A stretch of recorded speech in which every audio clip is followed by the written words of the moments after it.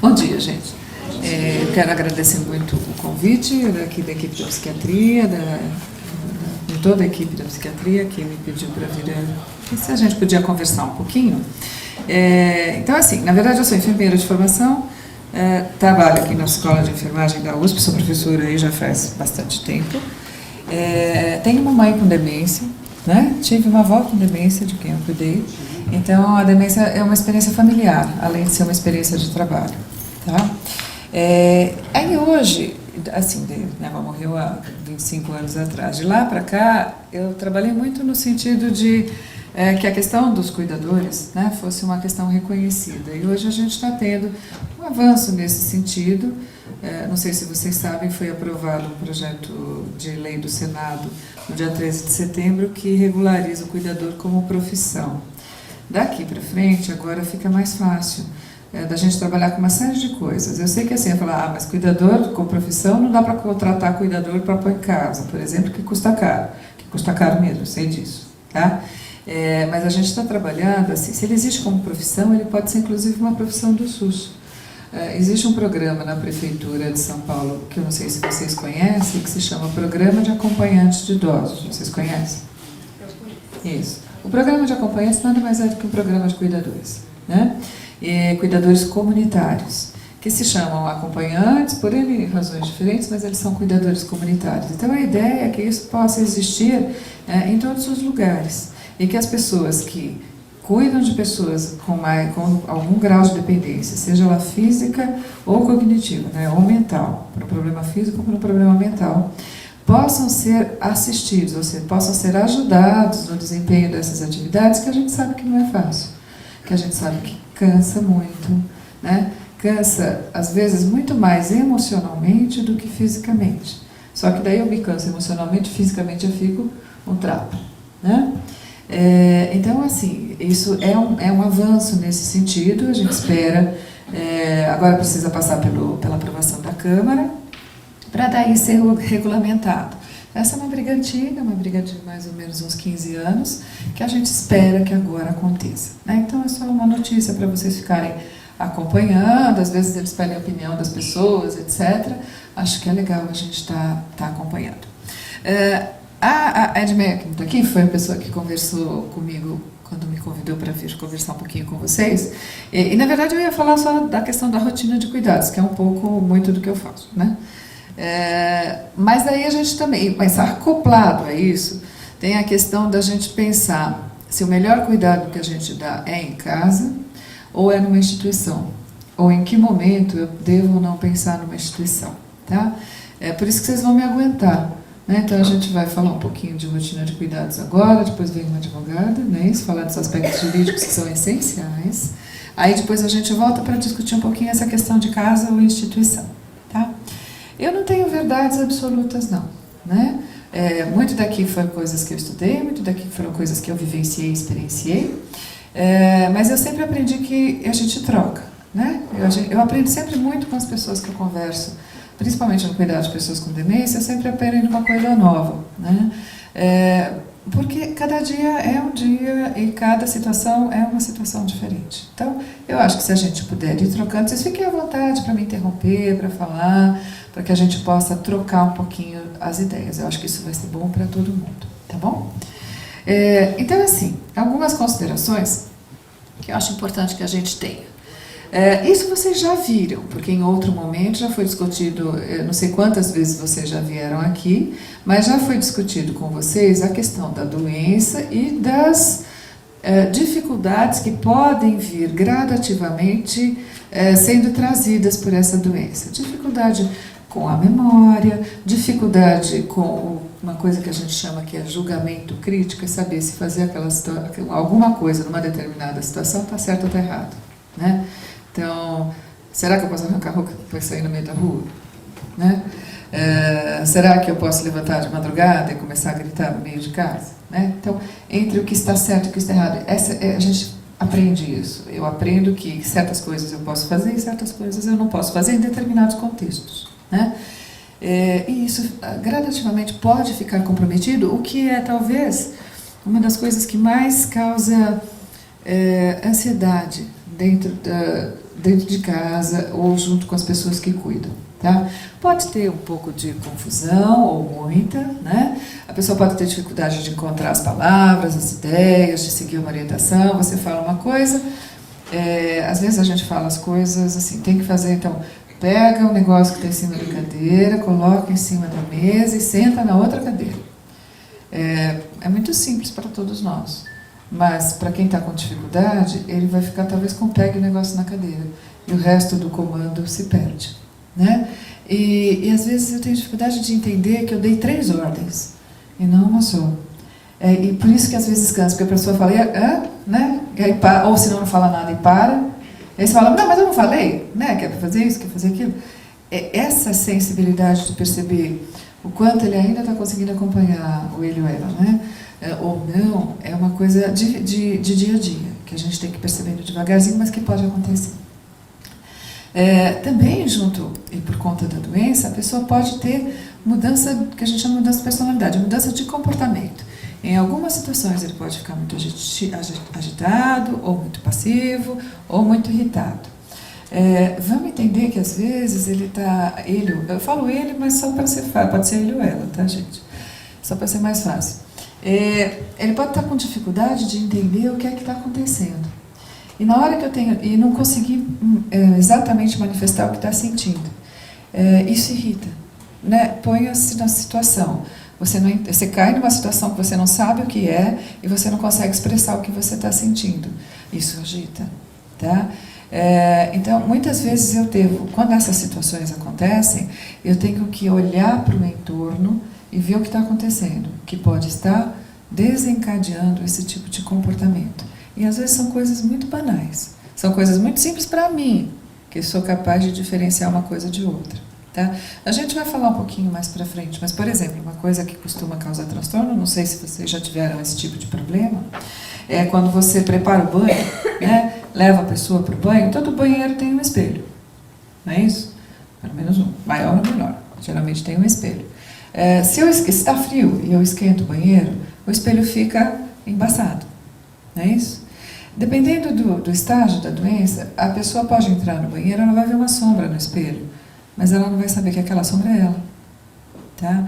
E ela pode achar que é uma outra pessoa. Isso. E daí não se sentir confortável, não querer tomar banho, né? Se sentir invadida, não quer ficar, mas ela não consegue, muitas vezes, falar isso, que o que a está incomodando é aquilo. E aí, no contexto do banho, que é sempre uma coisa não muito fácil, né, piora muito a situação. Tá? E pode evoluir até para uma situação ainda mais agitada, mais agressiva, etc. Então, assim, agora, como é que a gente resolve isso? Cobre o espelho. Né? Não adianta limpar o espelho, ele vai ver e pode não reconhecer a imagem. Cobre com uma toalha. Né? Naquele momento. Você tira a causa. E aí tudo bem. Né? Funciona para alguns, não funciona para todos, mas são estratégias que a gente vai ter que testar no dia a dia para ver o que nos ajuda a ter um dia mais tranquilo e que a pessoa também tenha um dia mais tranquilo. Né? Mas isso a gente vai falar mais para frente, eu só usei aqui para a gente lembrar da questão da agitação. Às vezes a pessoa pode ter dificuldade para diferenciar dia e noite. E às vezes esse acaba sendo um problema bastante importante. Com muita frequência, se a pessoa dorme durante o dia, né, cochila ou dorme, acaba sendo, às vezes, bom para quem cuida. Porque se ele está dormindo, eu posso fazer outra coisa. E ele está seguro. Né? Só que este cochilo e este sono vai interferir no sono da noite. E daí ele vai ficar acordado, na hora que você está cansado, quer dormir. Tá? Às vezes isso é resolvido com medicação, mas a maior parte das medicações que vão induzir o sono vão deixá-lo mais confuso. Né? Então, aí a gente vai...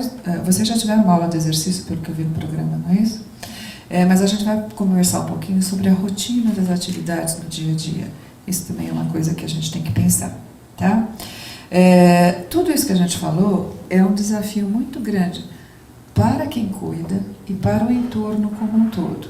É que às vezes o entorno é só quem cuida, não é isso? E o restante vem de vez em quando. Mas essa participação de todo mundo, ela é muito importante. tá? Sei que é difícil, sei que é bem difícil em algumas situações, tá? Mas ela é muito importante, principalmente para decisões mais importantes, como a que a gente vai falar mais para frente, que é se ele continua em casa ou se ele vai para uma instituição, tá? Bom, então, cuidar de uma pessoa com a doença, com uma demência dentro de casa, ela é uma tarefa difícil porque ela te ocupa o tempo inteiro. Mesmo que você não esteja fazendo uma ação de cuidado, você tem que estar pensando, né? Onde a pessoa está, o que ela está fazendo, se o ambiente onde ela está seguro. A pessoa que cuida fica ligada, né? E não sai de casa tranquila. Ou deixa alguém, ou faz todo um aparato para poder sair e voltar. Então, isso traz muitos desafios no nosso dia a dia, tá? Atividades rotineiras, elas podem se tornar difíceis de serem realizadas. Então, muito possivelmente todos vocês aqui levantaram de manhã, se vestiram, tomaram banho, alguns, ou tem gente que toma banho de manhã, tem gente que toma banho de noite, escolheram uma roupa qualquer, se vestiram, tomaram uma condução, vieram até aqui, até o hospital e andaram até a psiquiatria, né? Porque ela aqui no meio, não é, assim, não é simples assim, né? Desce lá na Rebouça, no Tararnal, tá? E vem aqui, né? Se a gente chega à direita, é porque tá tudo bem, a cabeça tá boa, porque, né, a gente sempre brinca que se a pessoa consegue chegar na consulta aqui no HC, no quarto lá no pessoal da geriatria, que fica no quarto andar, no meio da clínica médica, passando por todo o transtorno que é entrar dentro do HC, etc., não precisa fazer teste mental com ele, não, que ele chega na hora ainda, tá bom demais, né? Não precisa testar nada. Então, acho que vocês estão aqui agora, chegaram na hora e tudo mais, tá todo mundo muito bem, obrigada, né?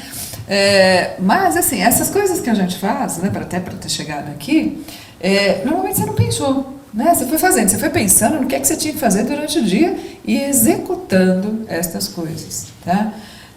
Quando a gente fala de cuidador, na verdade, independente de ser com Alzheimer ou não, a gente está falando que a pessoa que você está assistindo já não dá conta de fazer isso sozinha, de alguma forma. Às vezes mais, às vezes menos, às vezes você começa e ela termina, mas de alguma forma, seja só estando perto e preparando as coisas, seja começando a ajudar e ela termina, ou seja, executando com ela, alguém tem que ajudar, tá?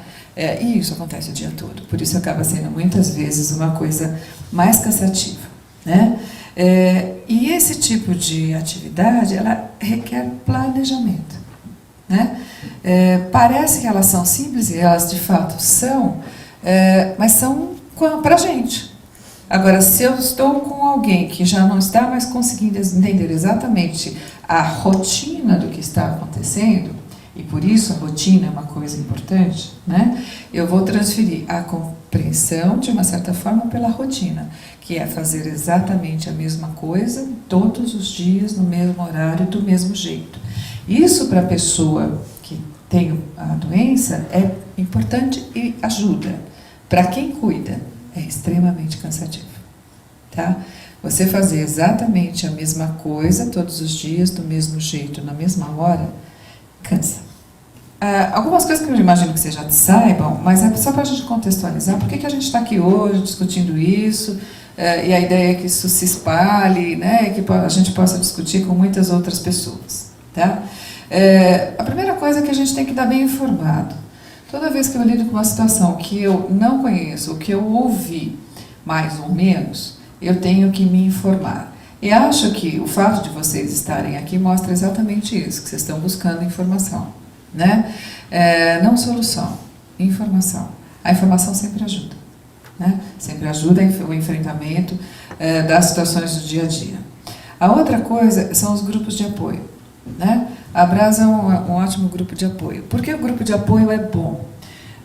Porque a gente consegue ver, primeiro, que a gente não está sozinho no mundo, né? Porque quando a gente está com um problema dentro da casa da gente, parece que esse problema toma uma dimensão tão grande que eu não vejo outra coisa que não o problema, que o meu problema, né? Na hora que você vai num grupo de apoio, ou seja, você senta com pessoas que têm problemas semelhantes ao seu, às vezes você fala, nossa, graças a Deus que o meu só tem isso, né? Que ela está muito pior que o meu. Isso. Isso não resolve, mas isso minimiza o que a gente está sentindo, Tá? Então, até para eu entender que eu posso rotinizar, até para eu aprender com os outros, como é que eu lido no dia a dia com as rotinas e com as coisas, fazer isso faz bem para o coração, de uma geral, faz bem para a nossa cabeça. Né? Porque eu consigo dividir com pessoas que eu sei que entendem o que eu estou falando. Tá? A outra questão, eu preciso, para a gente trabalhar a questão da rotina, a primeira coisa mais importante, eu tenho que olhar o meu dia, como ele acontece, tá? O que é que eu, pessoalmente, tenho que fazer no meu contexto dentro de casa, fora de casa, e o que é que eu tenho que fazer com a pessoa que eu estou cuidando, né? E ver se tudo isso cabe no dia. Essa é a primeira coisa. A outra coisa, eu que convivo com ela, sei em que hora do dia ela está melhor ou não. Que hora que ela está mais ligada, que hora que ela está mais sonolenta, que hora que ela está mais agitada. Né? Então, eu vou tentar, e a gente vai conversar um pouquinho, distribuir as minhas atividades, né, as minhas atividades que eu vou rotinizar e fazer a partir daí, da mesma forma, tentando casar com este comportamento da pessoa. Tá? Não adianta eu querer que ela descanse numa hora que ela está agitada. Né? Não adianta eu querer dar banho na hora que ela está muito atacada. Tá? Não vai dar certo. Né? Então, eu tenho que primeiro conhecer quem está comigo. A pessoa tem gente que gosta de acordar cedo, tem gente que gosta de acordar mais tarde, tem gente que está ligada... A gente, sem todo mundo, né? Tem gente que está mais ligado de manhã, tem gente que está mais ligado de tarde, tem gente que está mais ligado de noite, todos nós. Então, conhecer isso da gente e de quem a gente cuida é a primeira coisa para a gente estabelecer uma rotina, tá? E a outra coisa, e talvez isso seja muito difícil para algumas pessoas, eu preciso aprender a ser flexível, tá?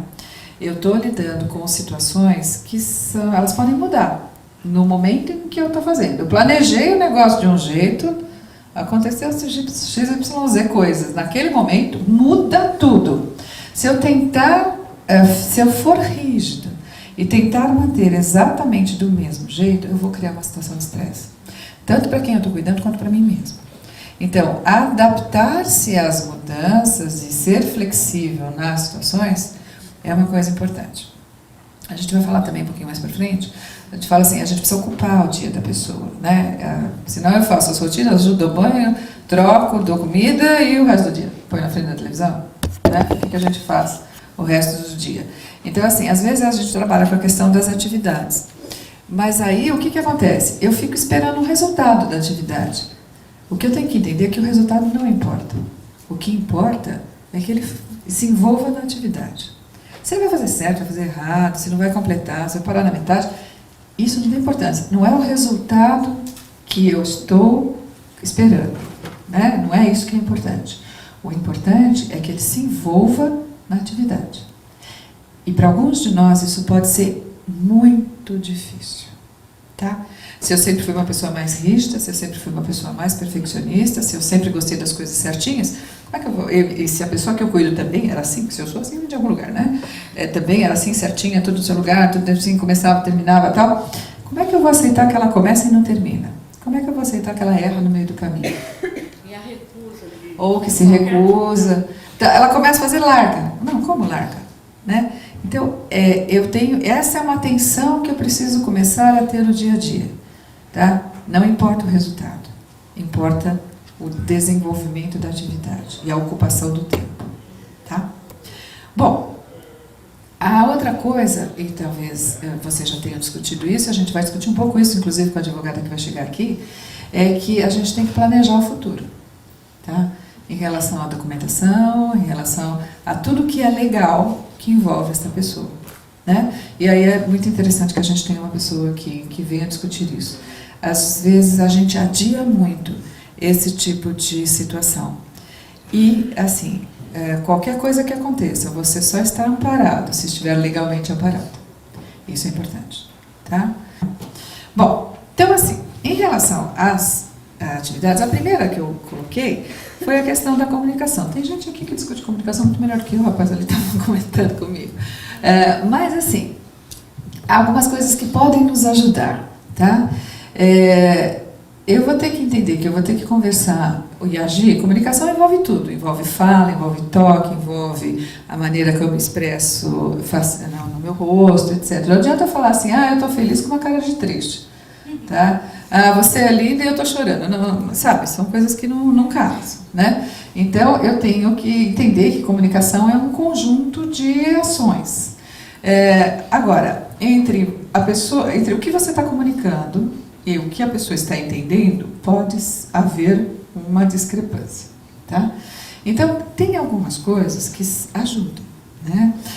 E que, às vezes, a gente vai ter que aprender a fazer, porque eu não faço isso no dia a dia, tá? Então, eu tenho que aprender a usar, primeiro, palavras que são simples. Segundo, frases que são curtas.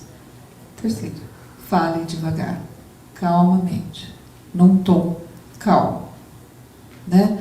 Por pior que seja a situação.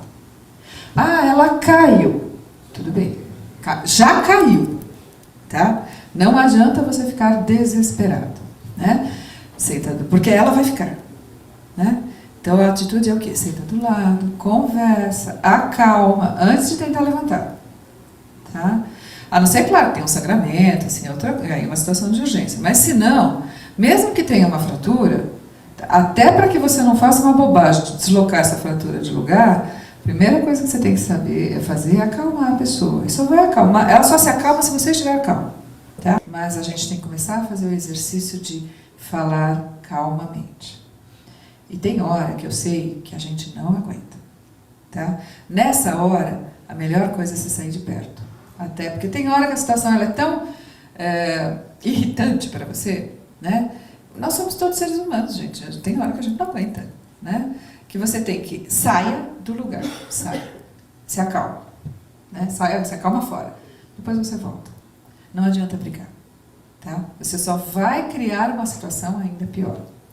Quando a gente fala de use palavras simples e frases curtas, é porque geralmente a gente está acostumado assim. Aquilo que eu falei da cadeira, né? Olha, pega o papel que está lá em cima da mesa e traz para mim, para a gente ir até a casa da vovó, por exemplo, né? A casa da tia.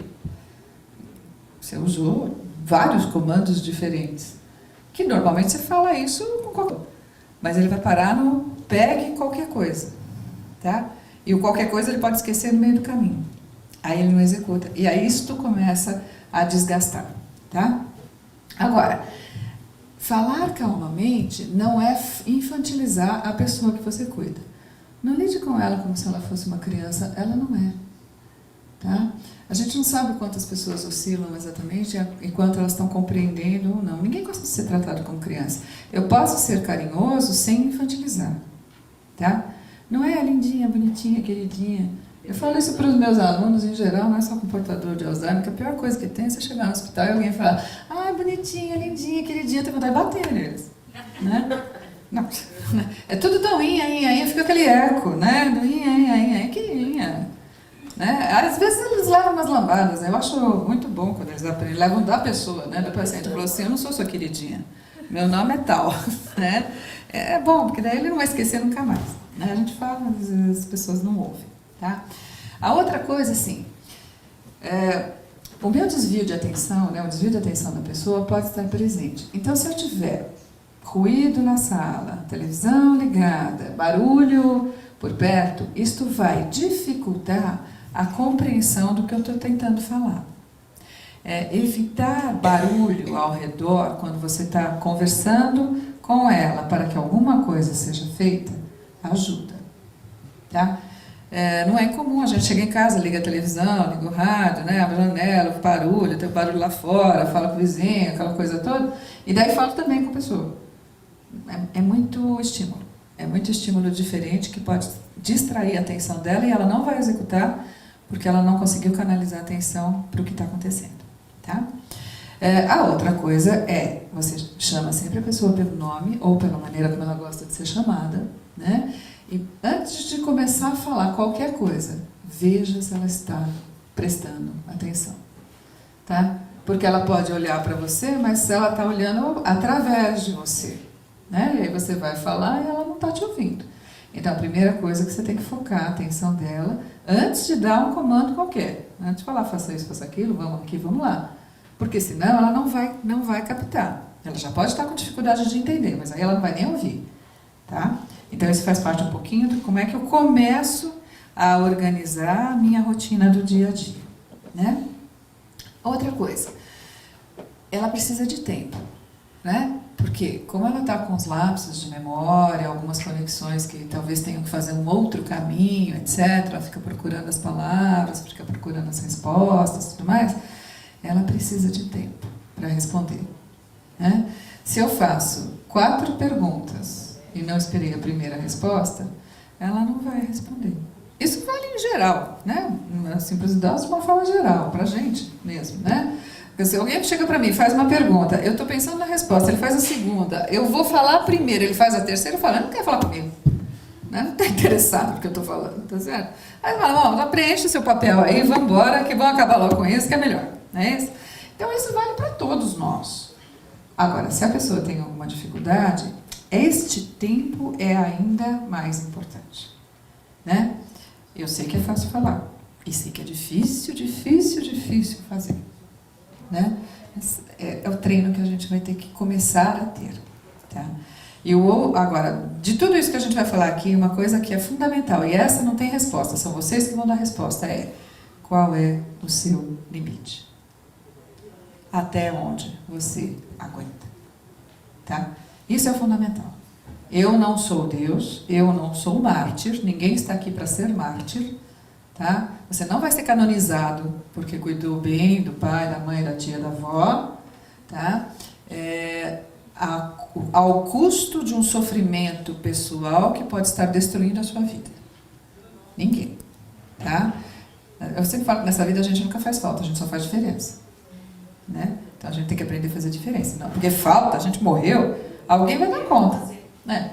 Ou ele vai para a instituição, alguma coisa acontece. Tá? Portanto, assim, ninguém é insubstituível e ninguém faz falta. Tá? Daí eu tenho que me perguntar, qual é o meu limite? Bom, das atividades, e aí vocês devem ter bastante experiência com isso, as que, assim, na minha experiência pessoal, o que eu tenho mais problemas é o banho. Né? É uma novela. O banho é sempre um drama. Tá? E na minha experiência de treinamento de cuidadores também, eles sempre trazem para mim que o banho é sempre uma questão bastante complicada. Então, assim, a primeira coisa que eu tenho que entender do banho é que o banho, para alguém que está com algum problema de confusão mental, ele pode ser uma situação que gere mais confusão, tá? E ele fique muito inseguro. Tem isso. Né? Entro num ambiente que eu tenho que tirar roupa, eu não necessariamente vou lembrar quem é você, tá? Posso me sentir invadido por causa disso, essa coisa de me despir na frente de uma pessoa que, embora essa pessoa seja minha filha, por exemplo, eu posso naquele momento não saber. Né? Ou assim, sei que é uma pessoa próxima, sei que está ali, mas posso momentaneamente não exatamente fazer essa associação. Então eu posso estar me sentindo invadido. Banheiro escorrega. Né? Eu, na hora que eu tiro a roupa, eu estou numa situação vulnerável, eu estou vulnerável ao outro, então o banho em si, ele causa uma situação de grande vulnerabilidade para qualquer pessoa. Imaginem vocês tendo que receber o banho de uma outra pessoa, que tira a sua roupa, te põe dentro do chuveiro, te molha se você não quer, numa temperatura que talvez não fosse a que você escolhesse, essa coisa toda. Então, essa situação de retirada de autonomia, embora ele já tenha uma autonomia comprometida, isto é agressivo. Então, o banho, mesmo não sendo, é claro que a gente não está fazendo isso, mas para o entendimento da pessoa, pode se constituir numa situação agressiva. E dependendo da maneira como a gente lida com isso, eu vou criar uma resistência na pessoa ao banho muito pior. Então, por isso que a gente tem que se flexibilizar. Tem dia que não vou dar banho, não. Deixa acalmar, tudo bem, deixa pra lá, etc. Isso a gente vai falar. É a questão do se precisa ou não. Essa é uma coisa importante. Tem uma questão que é cultural. Né? Culturalmente, em vários lugares do mundo, as pessoas não tomam banho todo dia. Né? E não tem problema nenhum. Por que a França tem os melhores perfumes? Francês não toma banho, gente. É verdade, francês não toma banho todo dia, não. Vai tomar banho lá, sei lá, 2 vezes por semana. No inverno, 1 vez por semana. O normal, hein? Não estou falando das pessoas doentes, não. Não, estou falando do normal. Então, assim, a gente tem lugares do mundo que a água não é como aqui, abundante como aqui, então é muito restrita. Então, assim, se eu lido com algumas pessoas que são de outra cultura, pode ser que ela já não tomava banho a vida inteira. E aí, eu, de repente, quero que ela tome banho todo dia. Né? Isso é uma agressão. Ele não tomava. Né? Eu conheço vários portugueses, isso é bastante comum na cultura portuguesa, ele não tomar banho todo dia, tomar banho 2 vezes por semana, etc. E tal. O meu pai toma banho 2 vezes por semana no inferno, mas foi assim a vida inteira. Né? Então, meu pai não tem demência. Continua tomando banho 2 vezes por semana. Como é que ele briga com minha mãe? Para minha mãe tomar banho todo dia. Veja a situação instalada. Né? Então, assim, primeiro é assim, qual foi o hábito da pessoa a vida inteira? Tá? Segundo, quando a gente toma banho para quê, gente? Vamos pensar agora. Higiene. Higiene é assim, tirar sujeira. Às vezes, para não ficar assado. Isso. Mas de uma certa forma, eu vou ficar assado por quê? Porque tem umidade na minha pele, né? Calor e umidade. Então, meio passa pela higiene. Então, eu estou querendo tirar aquela umidade e tal, porque eu transpirei e tudo mais. Mas eu transpirei, estava na rua, esse ar poluído, andei de condução, essa coisa toda, né? Então, a minha transpiração, o óleo que sai da minha pele, misturado com a poluição do ar e com a poeira, me dá uma sensação de sujeira. Então, eu preciso tomar banho no sentido de me sentir limpo. Tá. Se a pessoa não sai de casa, fica a maior parte do tempo em casa, dificilmente faz atividades externas, né? Raramente vai andar de condução, um dia ou outro vai andar de condução, e quando andar, muitas vezes anda de carro, porque às vezes andar de ônibus é mais difícil. Né? O quanto ela está suja, entre aspas, para realmente precisar de um banho diário. Então eu tenho que entender isso. Independente de ter Alzheimer ou não, quando a gente vai envelhecendo, eu transpiro menos, elimino menos óleo na minha pele. Portanto, esta sujeira ambiente, ela gruda menos no meu corpo. E aí, se eu não estou exposto a sair na rua, essa coisa do ambiente, eu preciso menos do banho. Eu sei que banho é sempre uma briga, porque a gente aqui, nós moramos num país tropical, com muita água, por enquanto, né? E entendemos que aqui a gente toma banho todo dia, e prefere, às vezes, 2 vezes por dia. Isso é cultural, não é necessidade. Tá? Então, os idosos, de um modo geral, não precisam de banho diário. Eu tomo banho diário porque aprendi assim, mas não porque eu preciso. Então, se isto é um transtorno, tenho que flexibilizar. Ah, mas ele é incontinente. Dê um banho íntimo. Você não precisa dar um banho inteiro, se isso vira uma guerra. Tá? Vamos planejar a hora do banho para a hora em que a pessoa está mais calma. Por isso que eu falei, a gente precisa ver como é que ela se comporta durante o dia. Porque o banho em si já causa uma série de transtornos, então vamos pensar nesse horário em que ela está mais calma. Tá? Nunca deixe a pessoa sozinha, então o banho tem que ser uma atividade planejada. Né? Eu arrumo o banheiro, eu separo a roupa, separo as coisas do banho, separo a toalha, essa coisa toda, já deixo pronto e perto, ao alcance da mão. Você não deixa a pessoa no banheiro e sai do banheiro. Tá? Porque se o ambiente, de alguma forma, ela se atrapalhar com o espelho, com as coisas, isto pode gerar uma situação de risco. E ela pode, inclusive, cair e se machucar. Então, o planejamento do banho é uma coisa importante. Eu planejo tudo, né? E depois eu começo o banho. Preferencialmente, então, analisa com a pessoa o horário do dia que ela está mais calma. E escolha esse horário para dar banho todos os dias. Tá? No inverno, a gente sempre recomenda que o horário seja o horário mais quente do dia, que é perto da hora do almoço. Né? Uma coisa que é importante checa a temperatura da água. Como ela não consegue regular a temperatura, ela não tem essa noção, ela abre o chuveiro e fecha o chuveiro, porque não dá para entrar debaixo daquela água. E aí ele vem e briga com ela porque ela não toma banho. Vocês estão vendo como às vezes as situações, na verdade as coisas elas são relativamente simples. Né? Você não precisa fechar o registro na hora que vai dar banho. Porque daí a hora que a pessoa abre o chuveiro, a água cai, normal. Né? Mas se eu não tivesse ido dar o banho nela, eu não ia ter percebido. Tá? Porque isso é na hora que você vai dar banho. Então, assim, checar a temperatura da água é uma coisa importante. A pessoa pode não ter essa crítica. Ela pode abrir o chuveiro, deixar quente E ela não tem a crítica de que aquilo queima, tá? Então, ela pode se machucar. Então, eu tenho que testar sim a temperatura da água antes de colocá-la no chuveiro. Da mesma forma que eu tenho que organizar tudo para não deixá-la sozinha no banheiro, eu tenho que testar a temperatura da água. Por isso que normalmente as pessoas ligam o chuveiro antes e daí embaça o espelho. Então, cobre o espelho para não criar uma situação de transtorno, tá? Ter, assim, um banquinho dentro do chuveiro às vezes ajuda.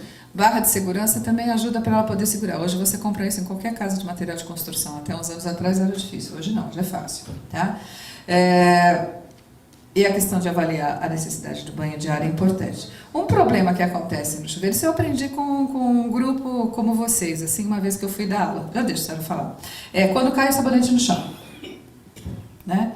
Aí eu aprendi com o grupo de vocês, assim, coloca o sabonete dentro de uma meia de nylon e amarra no registro, tá? Porque daí ele não cai. E a meia estica e a pessoa pode tomar banho normalmente. Tá? Porque mesmo que escape da mão, ele não cai no chão. Porque às vezes, só o fato de cair no chão, esse entendimento que eu tenho que abaixar e pegar o sabonete para continuar, pode interromper o banho. Ele pode ficar simplesmente parado numa situação de sem saber o que fazer. Tá? E em cima do que a outra senhora aqui falou, da coisa da dificuldade de tirar roupa, às vezes, o que uma vez eu aprendi com um outro grupo que também trabalhava com isso, tinha um problema similar, é que a gente entende assim, eu preciso tirar a roupa, né, para dar o banho. Na verdade, não. Eu posso levá-la para o banheiro e ir molhando com a roupa. Daí ela vai concordar em tirar a roupa porque a roupa está molhada. Né? Claro que aquela roupa eu vou mandar lavar. Tá? Mas eu não vou despí-la como um todo ao mesmo tempo. Isso tende a ajudar e a acalmar. Outra coisa que é uma dica também importante, e faz parte dessa rotina, e por isso eu tenho que estar com o material disponível, assim, às vezes a pessoa, ela começa a mexer nas coisas, pegar as coisas, agarrar na pessoa, etc. Então, uma dica é você aquecer uma toalha ou na água morna, ou com ferro, mas na água morna, porque você está dentro do banheiro, é mais fácil. E você envolve a mão da pessoa com a toalha. Isso é confortável, relaxa e segura a mão dela para que você possa fazer, por exemplo, lavar a cabeça, alguma coisa assim. E aí, mas ela tem que entender que aquilo lá é para a mão ficar mais macia, para ficar mais limpinha. É uma forma de você trabalhar com ela para evitar que ela te machuque, te belisque, te agarre e o banho possa continuar. Tá? A questão de lavar a cabeça, assim, eu sempre recomendo, assim, a pessoa tem que estar segura, tá? Por isso que é interessante ter uma cadeira ou um banquinho dentro do banheiro, mas ela pode se recusar a sentar. Então, se ela estiver mais encostada na parede, também. Porque na hora que você passar o sabão e ela fechar o olho, ela pode desequilibrar, né? Então, pense nisso. Assim como o banho não é necessário todo dia, lavar a cabeça muito menos. Também não é necessário todos os dias, mas é necessário, tá? Se isso é um transtorno, é melhor às vezes eu lavar fora do banho, lavar só a cabeça. Né? Como a gente faz você vai e lava no cabeleireiro, mas você não vai conseguir fazer isso, já existem uns recipientes, você coloca em casa mesmo e você consegue fazer isso dentro de casa. Tá? Não é tão complicado quanto possa parecer. Né? A outra coisa é a questão de vestir. Vestir pode se transformar num transtorno, porque ele pode ter dificuldade de abotoar, de puxar um zíper, que parece que é simples, mas não é. Não é simples para quem tem artrose, que dirá para quem, né, assim, quem tem artrose não consegue fazer isso e puxar um zíper ou abotoar, tá? Artrose de mão, né? A pessoa ela pode ter dificuldade de entender que este botão tem que encaixar com este outro, né? E ficar naquela situação muito tempo, às vezes isso é uma atividade, ele se vestir, ele vai ocupar o tempo dele até que faça isso. Mas, enquanto for uma atividade, tudo bem, a partir do momento que ele começar a ficar ansioso porque não executa a atividade, é um problema. Então, aí é o momento que eu ajudo. Tá? Então, é claro que eu vou deixá-lo fazer enquanto ele puder, mesmo que eu saiba que ele não vai conseguir executar, enquanto eu estou arrumando o entorno, ajudando com outras coisas, ele fica ocupado tentando fazer isso. Depois a gente ajuda na medida do possível. Eu estava usando o peignoir, aquele que amarra aqui. Porque ela só queria isso. Ou porque tinha dificuldade de vestir? Sim, né? Acho que ela tinha dificuldade de vestir. Ela ajudando, não aceita de jeito nenhum. Uhum. Ela estava andando só com o peignoir. Isso. Aí, assim, uma coisa que é importante, assim, a gente tem que organizar a roupa do jeito que ela é vestida.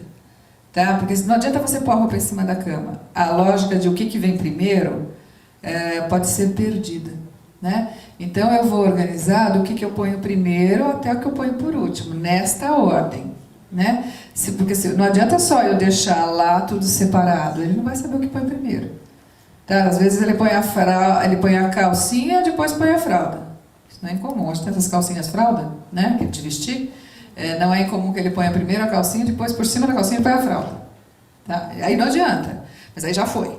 Tirar e pôr direito é mais difícil, tá? Vai criar um transtorno. Então, colocar na ordem que vai ser vestido, né, é melhor. A outra coisa, tem essa questão, a gente sempre respeitar o gosto da pessoa, tudo mais. Mas a gente tem que entender que eu tenho que dar uma opção um pouco limitada, tá? Então, assim, entre ela vai, tá calor, ela vai pôr um vestido, então eu dou 2 vestidos para ela escolher. Não dou o armário, tá? Porque daí fica mais difícil, né? Dá pra gente adaptar a roupa, que tem botão, essa coisa, colocando velcro. Eu tiro o botão e cubro com velcro, né? Velcro facilita muito o vestir e o despir, tanto para a pessoa quanto para o cuidador, né? E elástico também, né? Tirar os botões e colocar elástico. Isso ajuda bastante e ajuda a preservar a independência, entre aspas, né? Uma independência assistida da pessoa por mais tempo, tá? E aí, assim, o banho tem que acontecer no mesmo dia, do mesmo jeito, todos os dias. E acoplado ao banho tem o ato de vestir, que também tem que ser rotinizado do mesmo dia, do mesmo jeito, eu vou dispor as roupas do mesmo jeito, etc, etc, todos os dias, para que ele passe a incorporar essa rotina no seu dia a dia e isso deixe de ser uma coisa estranha para ele. A questão do comer também pode ser um grande desafio, principalmente que a pessoa esquece a comida na boca, tá? Esquece de engolir. Então tem determinadas fases que assim, é importante que a gente ofereça a refeição numa quantidade não muito grande e esteja perto, tá?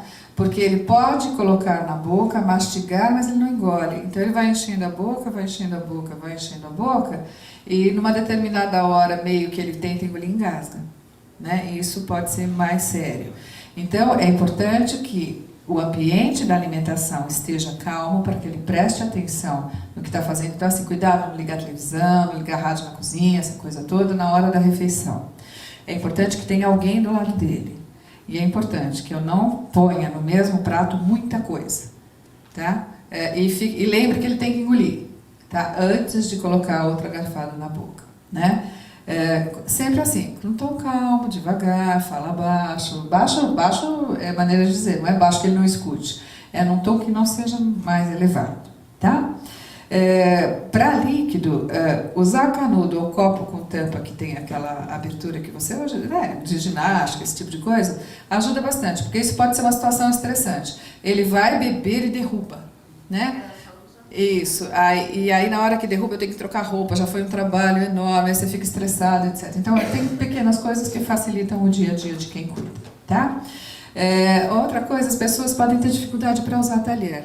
Então, oferecer alimentos que ela possa usar com a mão, comer com a mão, em alguns momentos pode ser interessante. Talvez seja muito difícil para você, tá? Lidar com isso. E talvez seja muito difícil isso numa mesa com outras pessoas. Por isso que a família tem que ser conversada, né? Todo mundo tem que estar sabendo o que está acontecendo.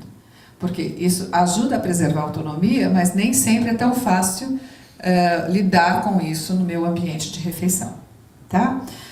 Outra coisa que a gente não pode esquecer é que dente é dente, né? Com Alzheimer ou sem Alzheimer. Se ela tiver problema no dente, ela pode estar não comendo, estar com dificuldade de mastigar, porque ela está com problema no dente. E hoje já existem dentistas que são especializados no atendimento de pessoas com portadoras de Alzheimer, porque ele tem que ser uma pessoa que sabe lidar com isso, tá? Então, fazer uma revisão periódica, tanto do dente, se ele ainda tiver, quanto da prótese, se ele usar, é uma coisa importante. E se ele perder peso, vamos lembrar que toda pessoa que perde peso, também perde massa na boca, e a prótese vai ficar frouxa.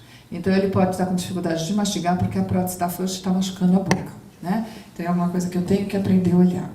Em relação às atividades, né? O que a gente... É um pouco daquilo que a gente já falou. Eu tenho que saber o que ele gostava de fazer durante a vida. Que coisas eram interessantes e que ele gostava de fazer. E daí eu tenho que aprender a incluir essas coisas. Por exemplo, minha mãe odiava, mas minha avó gostava de cozinhar. Tá? Mas chega um determinado momento que ela não estava conseguindo mais. Mas isso não quer dizer que eu não posso colocar ela do meu lado, separando feijão, mesmo que ela separe tudo errado. Tá? Ou dobrando o prato na hora que está passando a roupa, qualquer coisa assim. Ela vai estar junto com alguém, você tem que fazer as coisas da casa, junto com alguém fazendo alguma coisa, mas o resultado não é o resultado importante. Tá? Geralmente é mais fácil você envolver em atividades que ela desenvolveu a vida inteira. Né? Atividades simples são melhores, né? E eu vou usar a habilidade que ela já tinha. Né? Ah, ela pintava, deixa ela pintar. Tudo bem que ela pode pintar a parede, ou aquele quadro não vai fazer o menor sentido, etc. Não tem importância. Tá? Mas isso está ocupando o tempo dela. Tá? Pode ser que tenha algum momento que ela se agite ou fique frustrada porque não está conseguindo levar avante a atividade. Eu tenho que prestar atenção. Tá? Porque se isso acontecer, não adianta falar, não tem importância, fique calma. A pessoa pode não estar me entendendo. Aí eu tiro ela do ambiente e dou outra atividade. Tá? Eu entretenho com outra coisa, esqueço aquilo que ela estava fazendo e tiro da visão. Um tempo depois ela vai esquecer o que estava fazendo. Tá? E essa agitação passa. Por isso que essa questão de não se preocupar com o resultado, e nem assim, na hora que eu fico tentando reforçar, falando assim, não tem problema, que está errado, não faz mal, não sei o quê, eu estou reforçando a atividade errada. Tá? Tira da situação. Em situações problemáticas que causam ansiedade, a melhor solução é tirar do problema. Tá? A questão do sono é aquilo que a gente já falou um pouquinho. O cuidador, ele realmente está cansado. Ele está cansado fisicamente e está cansado emocionalmente. Então, o sono é uma coisa importante. Mas, para que eu possa ter um bom sono, a pessoa também tem que dormir. Por isso que eu tenho que começar a planejar e distribuir as atividades dela durante o dia. Tá? Para ocupar este dia. Porque, senão, o que vai acontecer? Se ela não tiver algo para fazer, ela vai sentar e ela vai cochilar. Qualquer um faz isso. Tá? Eu não preciso ter Alzheimer para fazer isso.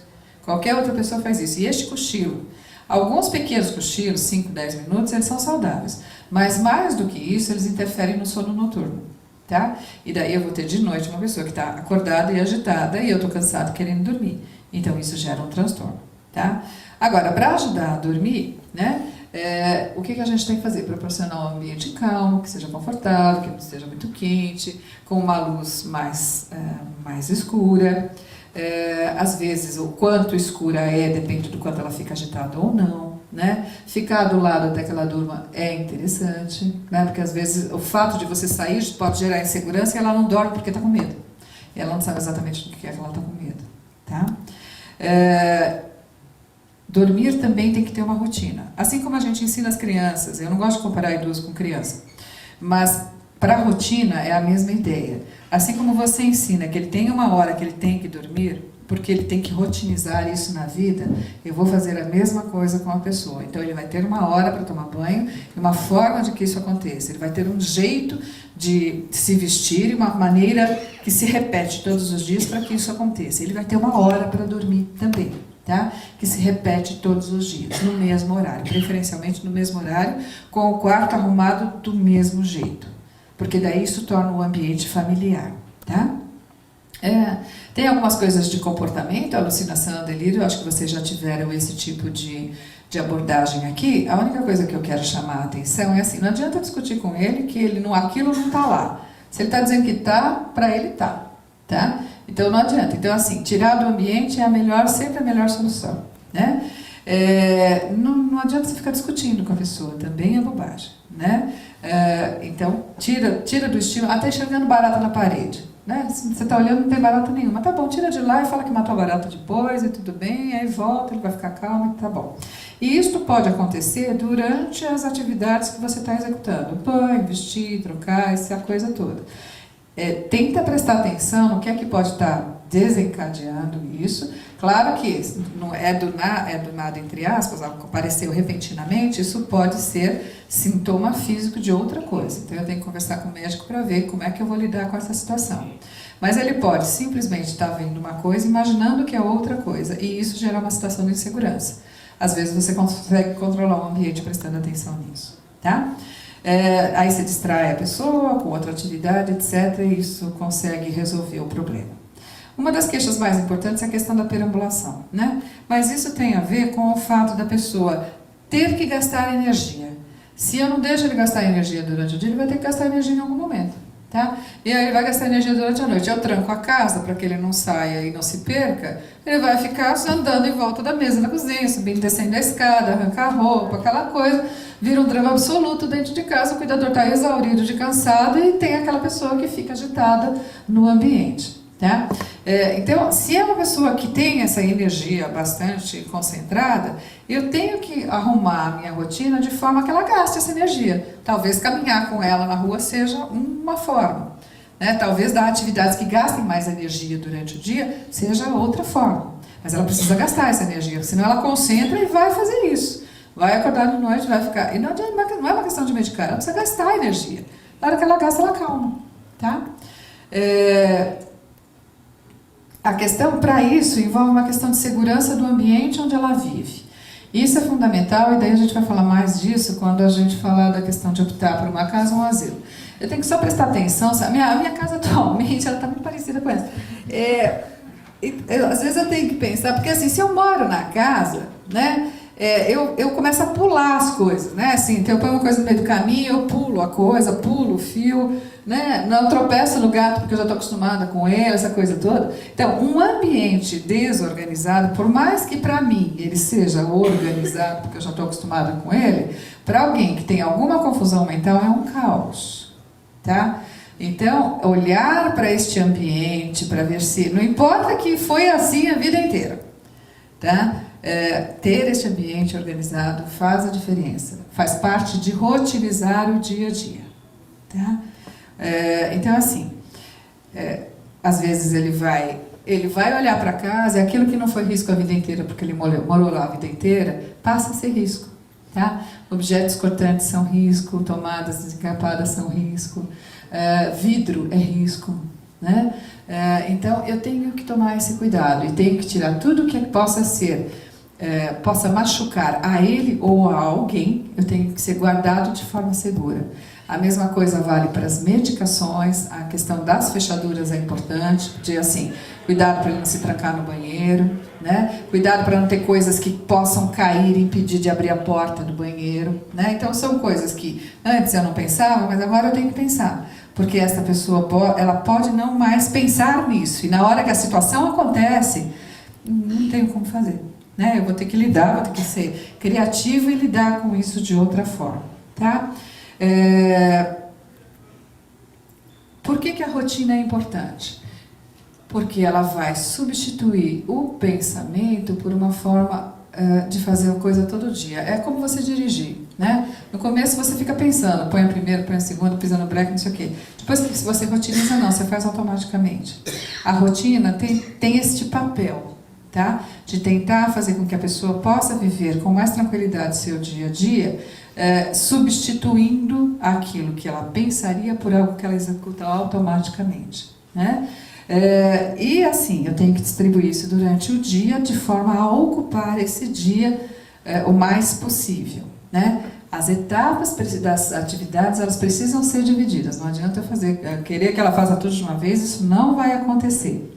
Eu posso dar algumas pistas, né, no sentido de ajudá-la na execução das atividades. Às vezes você começa, ele vai bem até o final, tá? Pistas podem ser objetos familiares, pode ser uma maneira de fazer a coisa todo dia, que o ajude a, de alguma forma, a partir daquilo que começa, ele desencadeia todo o resto, desenvolve todo o resto das atividades, né? Então, o que é essencial para um cuidador é paciência, bondade no sentido de entender que aquilo é uma doença e ele não está fazendo aquilo por má intenção, e empatia no sentido de você se colocar no lugar do outro e pensar que se fosse com você e você tivesse com aquele problema, talvez a sua reação fosse ainda pior, tá? Se eu conseguir entender isso, eu vou conseguir trabalhar com isso e vou conseguir sofrer menos com essa situação, né? Agora, a gente precisa de informação para que eu possa lidar com isso todos os dias. E eu preciso reconhecer o meu limite para dizer que tem uma hora que eu não vou aguentar, tá? E daí eu vou precisar de ajuda. A minha família precisa saber. Eu preciso dizer, tá? E eu tenho que reconhecer que se eu não estou dando conta, eu não vou estar cuidando bem. Eu tenho que ter essa humildade. Por mais que eu cuide da melhor forma possível, eu tenho que reconhecer o meu limite. Porque se eu chegar no meu limite, eu não vou cuidar adequadamente, tá? Vamos entender que a demência não tem cura, mas tem sempre tratamento. A gente sempre pode fazer melhor, né? Eles podem não saber quem a gente é, mas nós sabemos quem eles são. E por isso, a gente vai trabalhar no sentido de que ele sempre possa ser assistido, porque sempre tem alguma coisa que a gente possa fazer. Tá bom? Bom, eu já falei demais, já atrasei as meninas, e a gente vai conversar mais um pouquinho depois. Tá bom? Muito obrigada pela paciência de vocês.